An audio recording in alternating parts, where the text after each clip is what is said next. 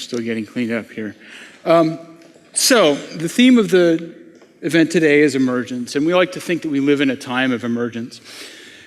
And there have been many similar times of emergence throughout history.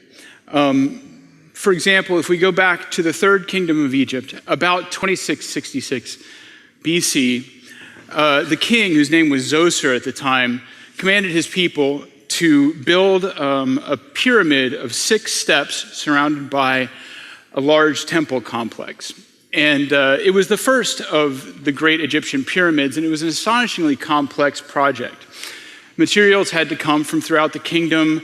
Thousands of laborers worked according to a plan that unfolded over more than 20 years. The man who put that plan together and executed it was named Imhotep.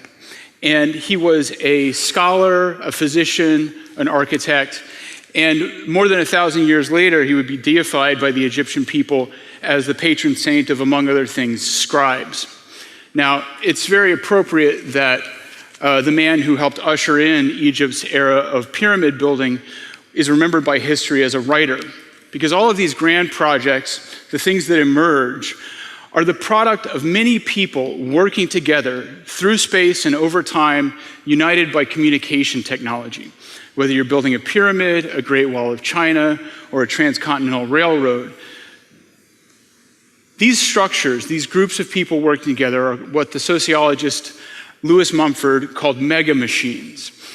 Networks of people joined by roads, by words, and by laws to pursue collective dreams. Mumford was writing in the early 20th century, but he wouldn't have been too surprised by the shape our society has taken in the time since then. We now have globe-spanning instantaneous communication. We have transportation networks that can take us almost anywhere we want to go within a few days. And we have one of the largest, richest, and most complex education systems the world has ever seen. Now, this has allowed us to accomplish great things, not just in the physical realm, but in terms of technological innovation. So take the phones that I would assume 99% of you have in your pockets. Like the pyramids, the components of those phones came from far away, but in this case, we're talking about halfway around the world, not just the far reaches of the Egyptian empire. The labor that went into that phone involves millions of people, not just thousands, and technology that it developed over more than 100 years, going back at least to the time of the telegraph. As a human accomplishment, an iPhone puts the pyramids of Giza and Cheops to shame. Now, the example of the iPhone also gets us into the realm of a topic that we're not usually used to thinking about as a communication technology or a form of social organization, and that's money. Now, we now increasingly believe that a lot of the laborers who worked on the Great Pyramids were actually paid and not slaves, as was so often depicted in Hollywood movies. King Zoser also had to pay for the materials. He had to pay for food for the laborers. And it was really easy for him to marshal those resources, right? Because he's the king. He just says, we're going to build this big pile of rock in tribute to me. And it happens. For us to accomplish big things is a little bit more complicated, but also a little bit more efficient. We make individual choices about our spending, our investments, our donations, our taxes, and that money goes to the various things that we believe that we need or we want to see happen. And that has allowed us to do some amazing things. But I'm here, and by the way, I snuck these on stage. So I made it this far pretty okay, but I'm going to cheat now. We have a money system that's more efficient and more effective than many points in history, if not any points in history, and it's allowed us to accomplish all these great things. And we may not necessarily wish that that was the case. I can talk to you for hours about income inequality as long as you can afford my fee.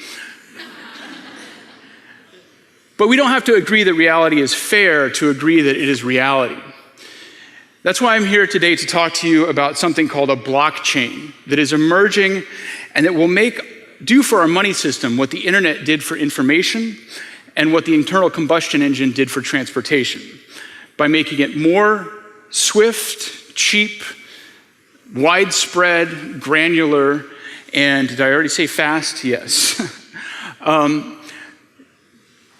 The blockchain is something you may already be familiar with from the example, the cryptocurrency Bitcoin that everybody was talking about, especially a couple of years ago.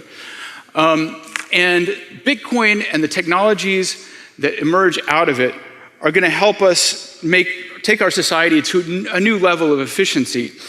And we're going to have collective projects like this pyramid that are simultaneously grander and more subtle than we've ever seen before. Sorry, I'm making it rain ideas here.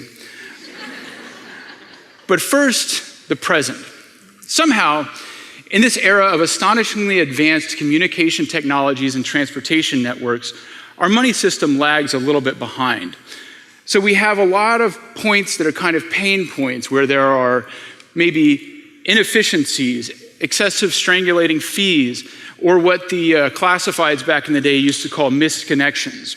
So for example, we can now talk live to somebody in Mongolia over video chat.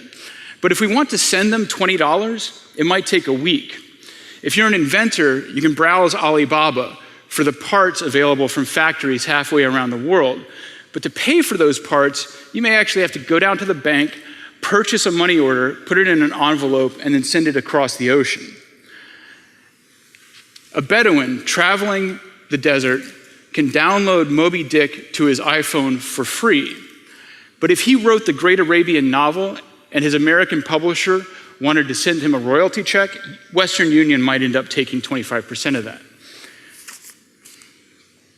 A huge portion of our economic activity now passes through credit card companies, wire transfers, clearing houses, and other middlemen. And some of them fit together well and some of them don't. But the systems these companies created were necessary in their time, even great accomplishments. And we still use them because they're the best way that we can connect our assets to this big thing we call the internet. But imagine, having gone through all those examples of some problems our system has, if our ledgers, if our assets and debts were connected more directly to the internet. If we could instantaneously send money digitally to one another from any point we now access the internet to any point we now access the internet. It could help donations flow freely to disaster zones. It could prevent currency manipulations by corrupt governments.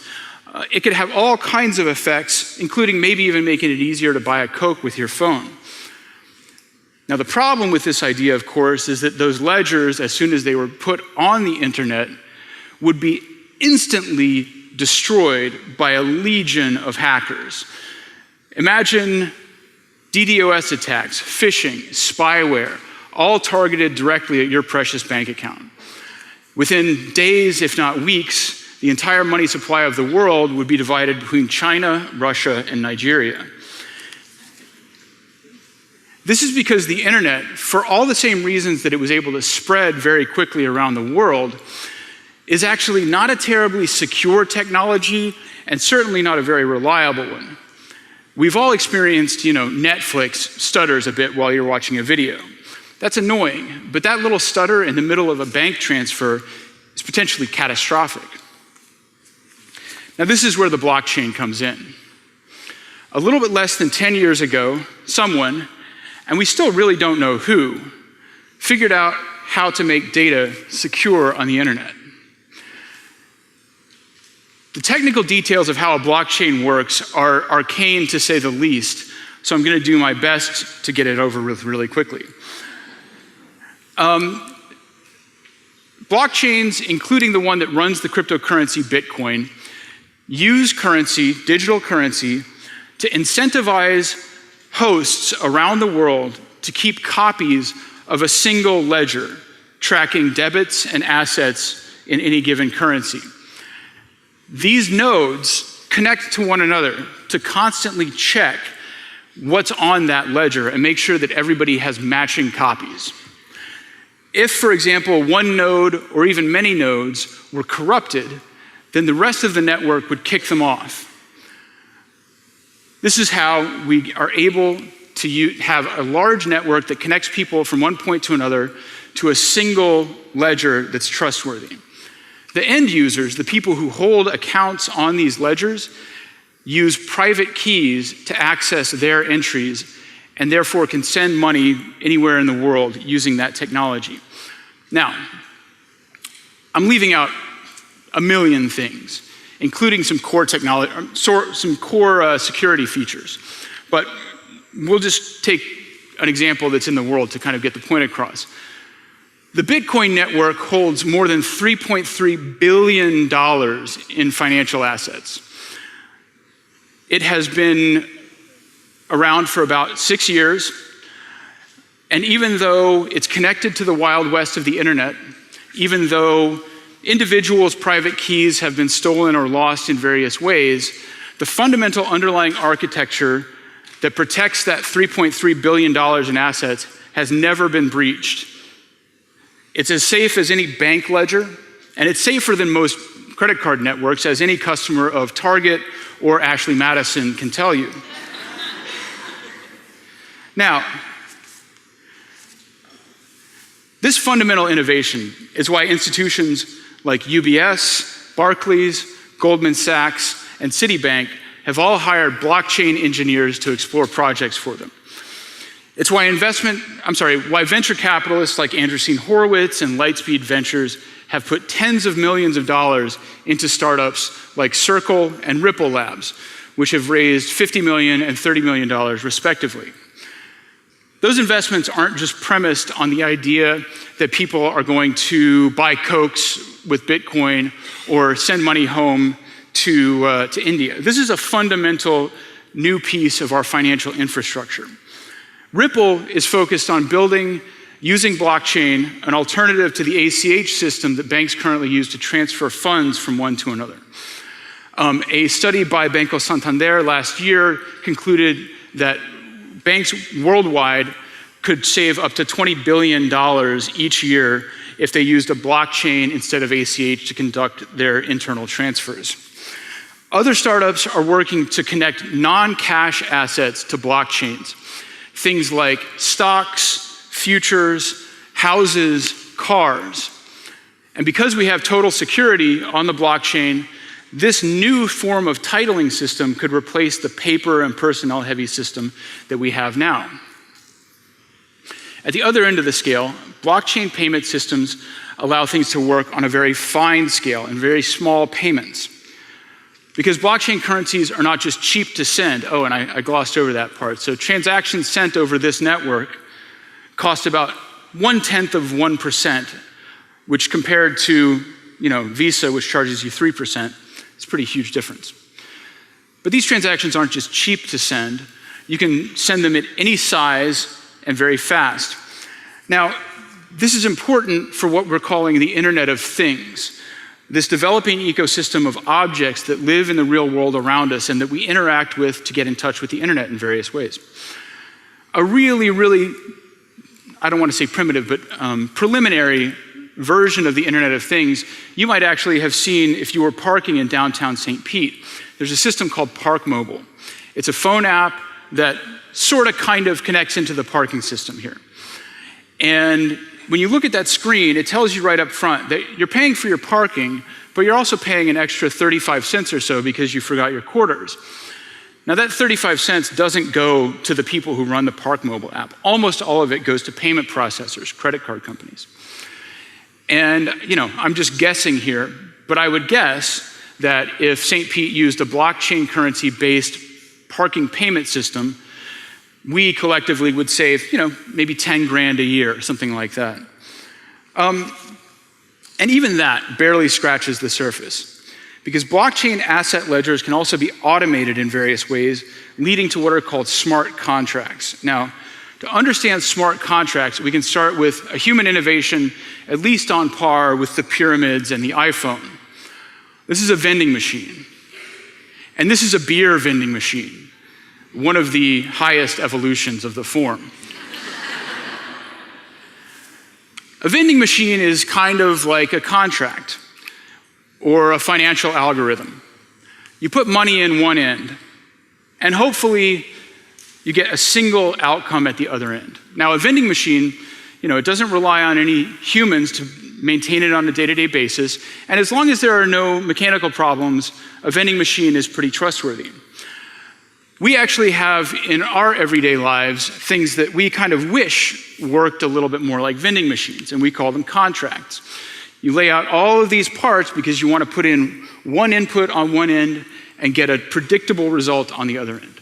Unfortunately, because humans are involved at so many stages of the execution of a contract, we actually have to get these people called lawyers who come in and make sure everybody is fulfilling their terms.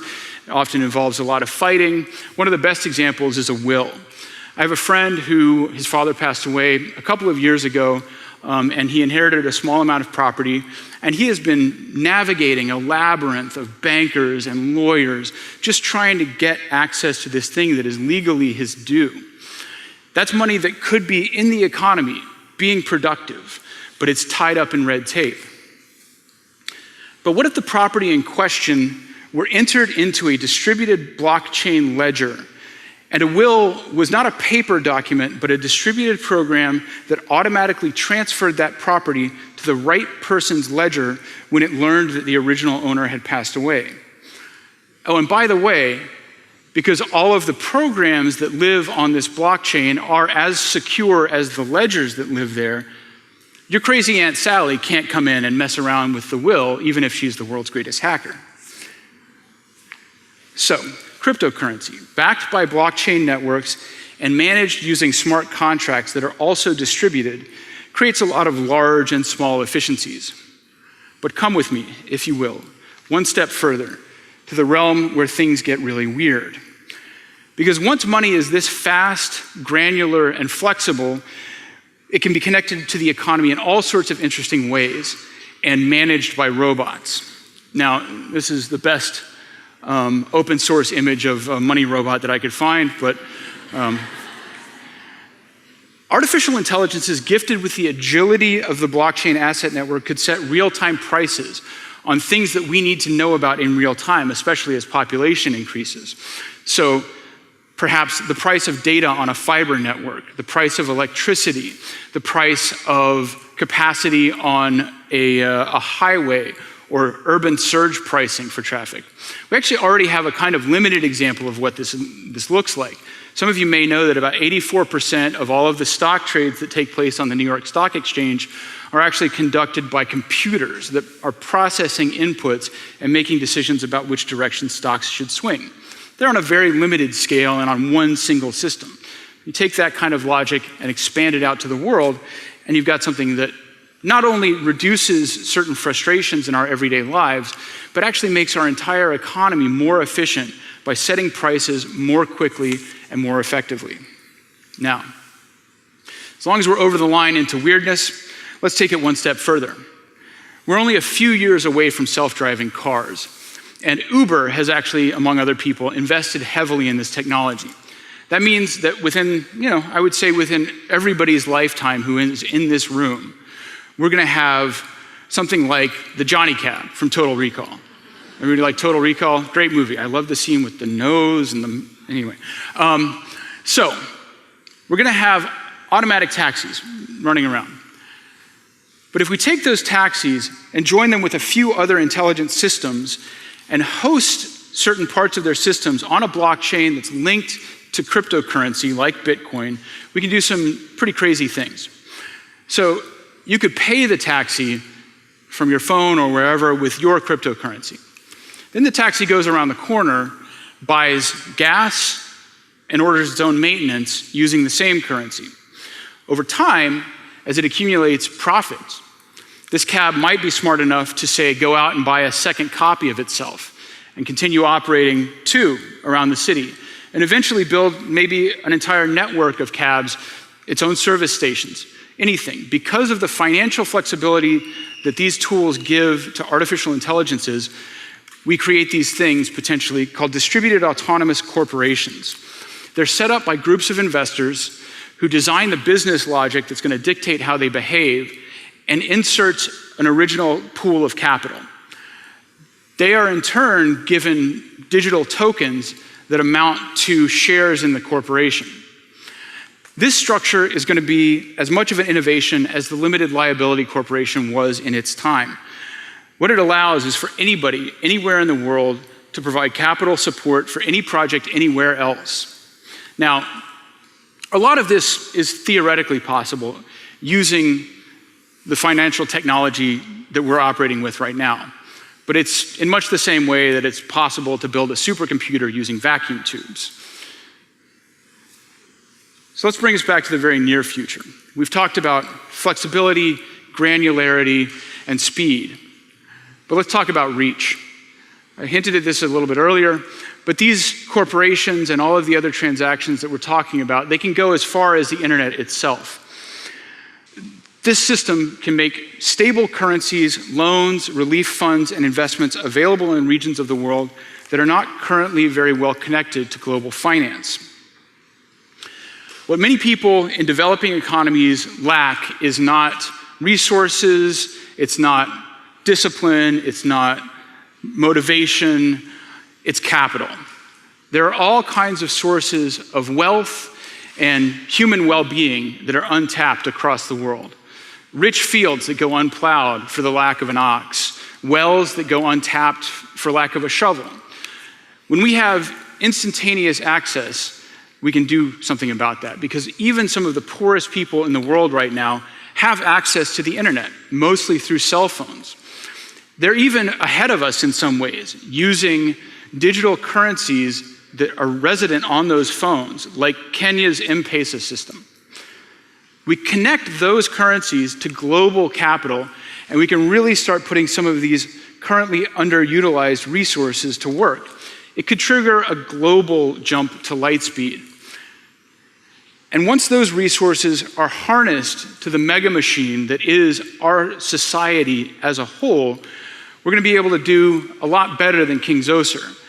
We might end up building pyramids of our own, but maybe they're going to be on Mars. So that's it. Thanks.